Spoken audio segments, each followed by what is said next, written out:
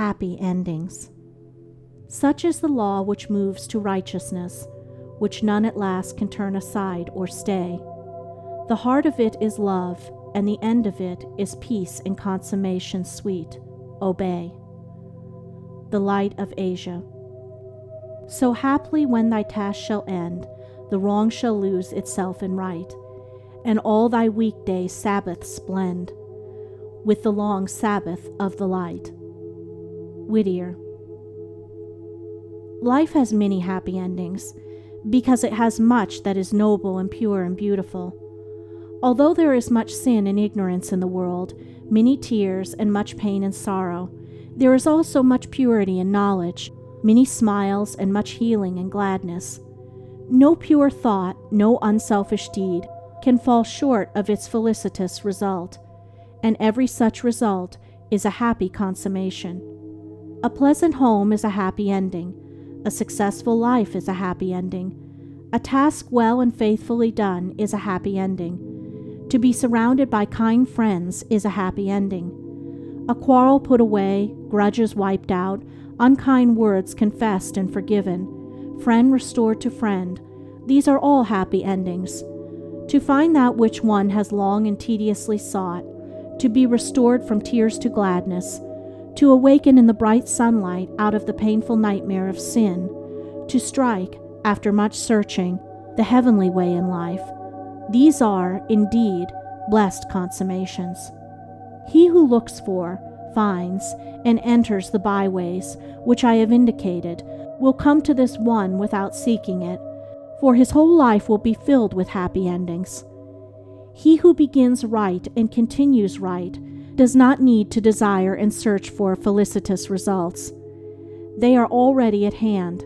They follow as a consequence. They are the certainties, the realities of life. There are happy endings which belong solely to the material world. These are transient, and they pass away. There are happy endings which belong to the spiritual world. These are eternal, and they do not pass away. Sweet are companionships, pleasures, and material comforts, but they change and fade away. Sweeter still are purity, wisdom, and the knowledge of truth, and these never change nor fade away. Wherever a man in this world can take his worldly possessions with him, but he soon must part company with them.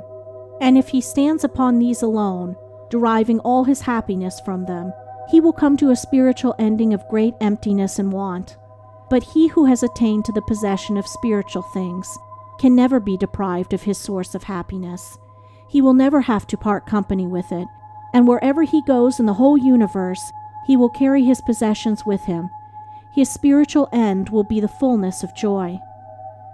Happy in the eternal happiness is he who has come to that life form which the thought of self is abolished.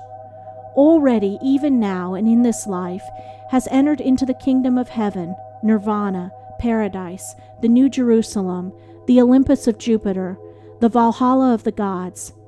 He knows the final unity of life, the great reality of which these fleeting and changing names are but feeble utterances.